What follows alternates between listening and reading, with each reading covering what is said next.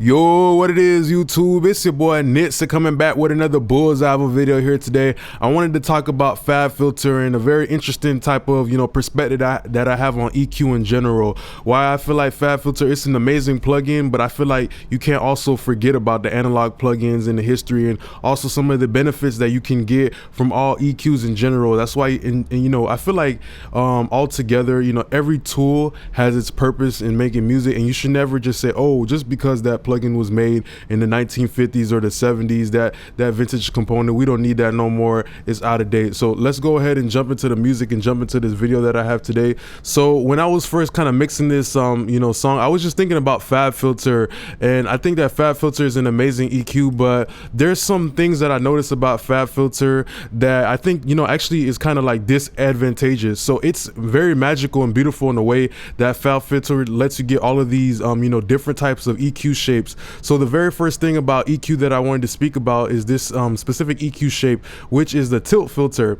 I think the tilt filter is pretty amazing because that's one of the most fundamental ways of doing EQ. Whenever I'm doing EQ with a vocal, I'm always in a situation where it's like, hey, I'm trying to do a broad type of move. I'm trying to handle the first type of issues that I hear, and then go into detail. Some people, they like to dive in and start getting specific, but I feel like when you do something like that, especially with EQ, it's like a dog chasing his tail. You're never ever gonna be satisfied. I used to do things like frequency sweeps, but then I found myself in a position where it's like I could never get the vocal to sound good because I'm always trying to notch out this bad frequency and this bad frequency. Then I stopped doing that because I realized the frequency spectrum goes hand in hand. So the very first thing I wanted to talk about is this type of EQ shape, which is the tilt filter. So I believe this originally came from something like the Tone Lux tilt filter that we have right here, and this is the most fundamental type of EQ that we all know: bass and treble. Think about that time when you was in the car and you're like, man, this record ain't hitting hard enough. You went into the settings of the car, you punched it in,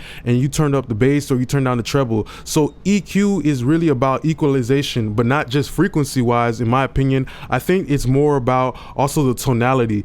Sometimes you can use EQ to make a verse that was coming in mellow tone like this become something very aggressive and very bitey, and vice versa. So I see EQ kind of like a translator. How can I make what I'm hearing in the studio translate to the rest of the world?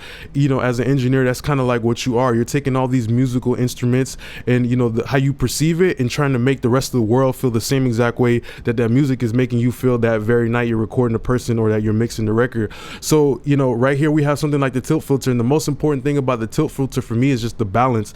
Something that I like to use a lot with the tilt filter in the beginning as like my first step EQ. FabFilter lets us go into the EQ spectrum with a way of actually adjusting the dB octave for the filtering. So that kind of made me think about the Neve 1073 and how with the Neve 1073, it was one of the first EQs. Mr. Rupert Neve, he used to talk about how in the studio in the beginning, before he made the 1073, the only thing they really had in the studio like that was Pultex, so he made the 1073.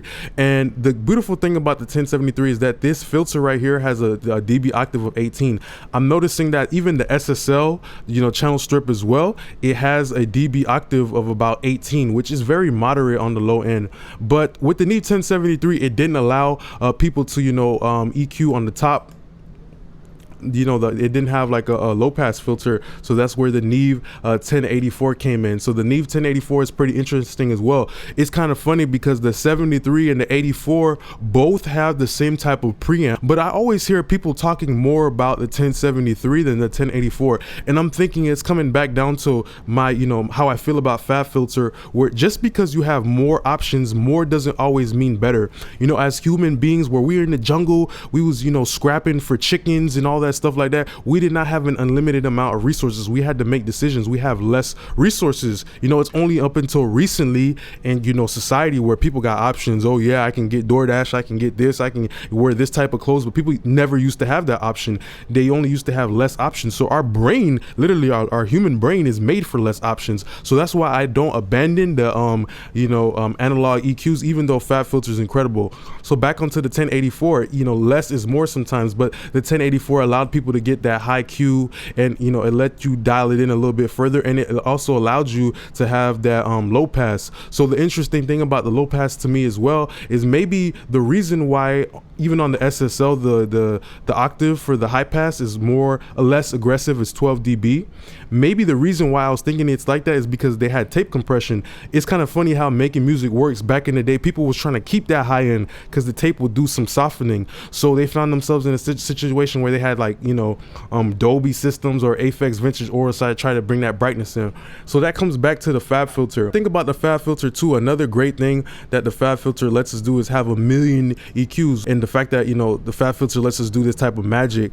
The most interesting thing to me about a bell is the Q. The Q is very important because, you know, depending on how you want to approach it, you can make the Q very tight to get very precise, or you can make it very wide to be broad. So that makes me think of something like the API, whereas with the API, I believe it was the API 558, you have something which is called the proportional Q. So when you're on the lower values, it does the broader EQ moves, but as you keep pushing this more and more and more, it will become more and more narrow. So that's pretty cool that, you know, this type of EQ does that, because that's a lot more musical. The reason why I'm bringing this type of stuff up is because you can't just abandon the analog plugins, is what I'm trying to say. Fab filter is amazing. It lets you do a bunch of stuff, but in the beginning, when you're learning how to make music, I think it's better to use the analog plugins because you're giving yourself less ways of messing it up.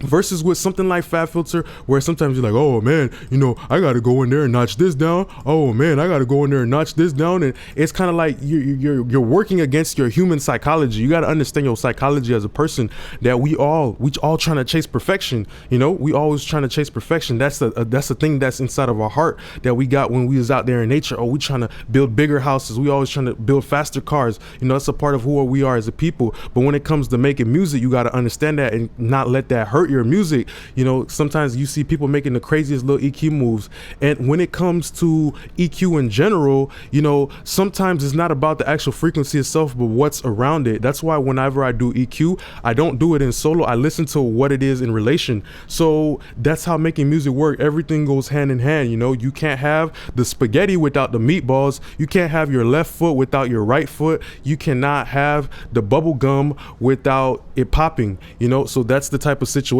that we're looking at with this frequency spectrum. You know, don't ever try to just do a bunch of notches and notch stuff out. But sometimes I do find myself doing that. But if I ever try to do something like a narrow cues, I always put it in dynamic. So that's one of the advantages of fab filter, is that it will only work when it hits a certain threshold. So I think that's really good for rap vocals. Maybe sometimes there's a buildup. Sometimes the way that the person is hitting the microphone, there might start becoming a buildup of a resonant frequency. So you can definitely get rid of that.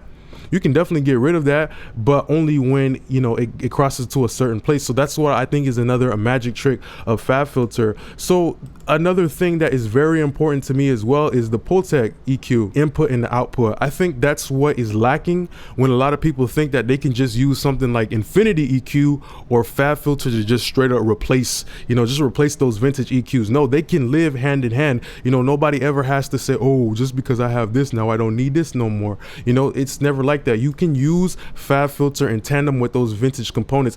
The most important thing about the vintage EQs to me is the fact that it gives me less options, and the fact that you also get the benefit of some input tonal characteristics. Another reason why people love these EQs, you know, in the fact that even after all these years we're still modeling it, is because what it does to the tone of the music, the way it makes the music speak to the world, which is what I was saying again in the beginning. So let's think about something like the Pultec, where literally you have something that's tube, you know, the input and the output, the tube saturation, it just automatically gives a brightness to it, you know, automatically gives it some magic to it, and that's what helps the listener just get a better feeling of it. Gives it that warmth characteristic and makes it a little bit more tangible. So that's why we can't forget something like the Pultec. So a situation like the Pultec, where you have something that is doing shelving, it allows you to boost and cut. And a great thing about that fab filter is it lets you do something like that, where you can have like what is it called, like a resonant boost. I think it's right here. Yeah, something like this, where you're doing a shelf and you're doing a boost. So something like that came along the lines of the Pultec, where they were doing a boost and cut. So my main idea here today is when I'm picking out an EQ, what I'm always trying to do is I'm trying to figure out how does it work tonally. Before I even open up the EQ, I just open it up to hear what it sounds like through the input and the output stage. Then I decide if I want to use that EQ or not. Another thing too is some of these vintage EQs, you don't even have to use it. As soon as you pop it open, it's just gonna give you some sauce, it's gonna give you some juice. And you need to also consider that as well when you're also always doing an EQ move. You know, if you ever feel like, ah man, you know, I just did all of this EQ, I notched out this harshness, notched out, but it still don't sound right. Maybe you should be using a vintage EQ because those components in itself will give a smoothing characteristics that will do the deharshing for you. So you have to make it easier for yourself sometimes, you know. My main idea with this video today is to make people understand that it's not all about the EQ. It's actually about the circuitry with the EQ is why we love them, why to this day people are still using it, why to this day, you know, even if you do have something like FabFilter, Infinity EQ, or Soothe, you can't just be like, all right, I got that now, I'm good, I don't need this Pultec no more, I don't need this API EQ no more, I could get rid of it. Nah, don't ever think like that. I'm just trying to tell you to keep your mind open and understand that you living in a good time to make music because you get the benefits of the creaminess, the great sounds of analog, but also the workflow of the modern day. And you know, it brings me back to the SSL lastly, where you know the SSL, it was one of those EQs where it's just very direct and forward, and it covers a lot of ground.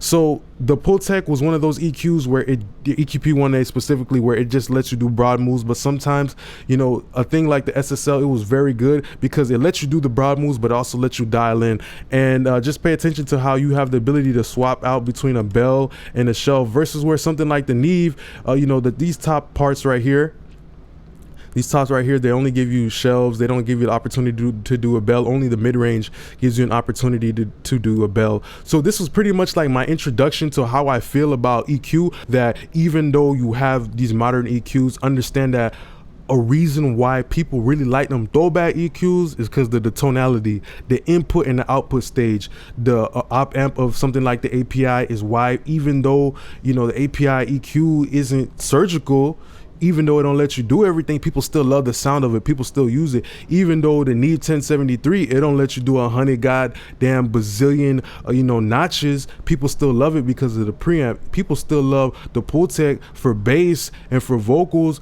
because of that tube sound as well, regardless of the actual EQ. I'm just trying to help you understand that. And I love vocal mixing because it's all about the human connection. And that's why I wanted to bring it up about EQ as well, because that input and that output stage, the saturation, the harmonics helps create the human connection.